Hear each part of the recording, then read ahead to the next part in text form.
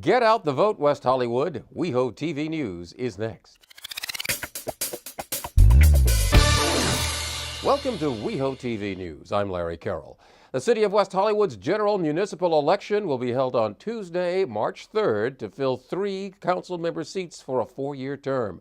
12 candidates are John D'Amico, Brian Funnigan, Matthew Ralston, Larry Block, Lindsay Horvath, John Heilman, James Duke Mason, Lauren Meister, Christopher Landavazo, Joe Gardarama, John Allendorfer, and Tristan Shoecraft. And to help inspire voters, the City of West Hollywood has proclaimed February as Get Out the Vote Month. All right, well, there's a presentation here that's supposed to tell you to get out the vote. So, can everyone raise their hand if they plan to vote? John, raise your hand. There we go. Have to remind your friends to vote. You can find out more about the upcoming election at weho.org or by calling the West Hollywood City Clerk's office at 323-848-6409. February is also American Heart Month as the city launched its annual West Hollywood Women's Heart Health Campaign. Progress has certainly been made in reducing death from heart disease, but it is still the #1 killer of both men and women.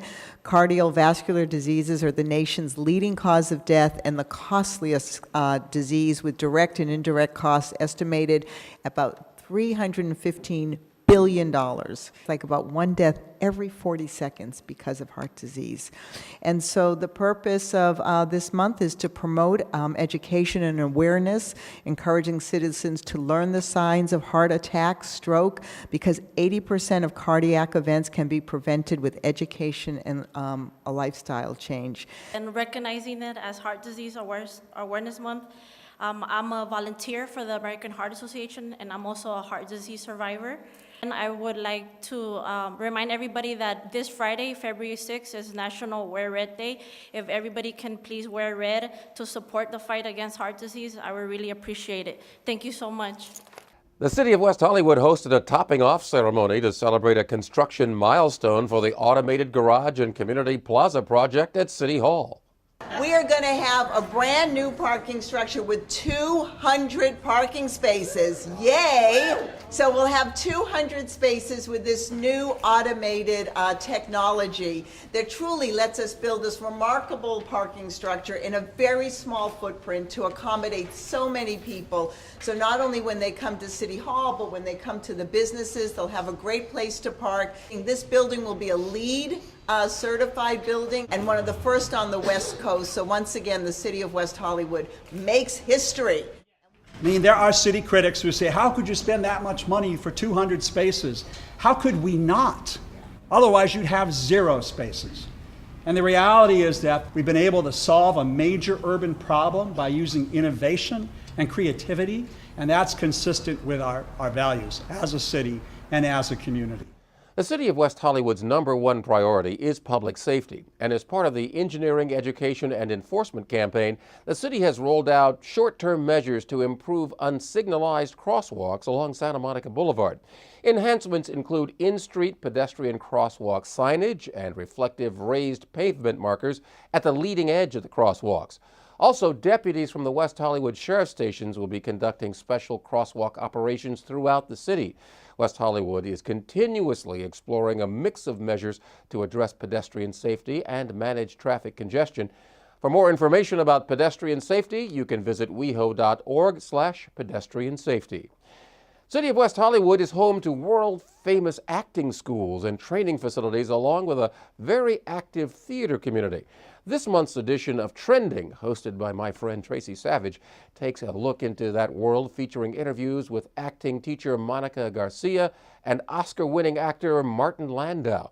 Now, Landau is the artistic director of the Actors Studio West, located at Hart Park here in West Hollywood. The West Coast branch of the Actors Studio didn't start until 1967, as opposed to 1947. Lee Strasberg said we'll never work on the West Coast, and we didn't listen to Big Daddy.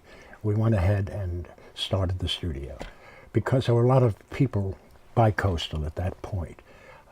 The Actors Studio is not a school. And when you become a member of the studio, you're a life member. So we're very, very, very particular.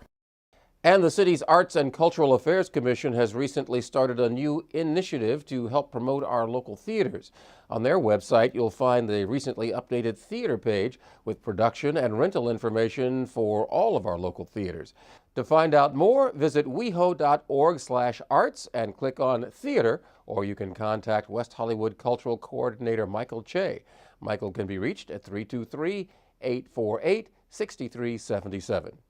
We should always do the best we can to prepare for emergencies, and this month's Rent Stabilization Seminar Series will feature a workshop on emergency preparedness for apartment buildings. Learn how to prepare your property and tenants for major emergencies and find out what skills and supplies are necessary to survive.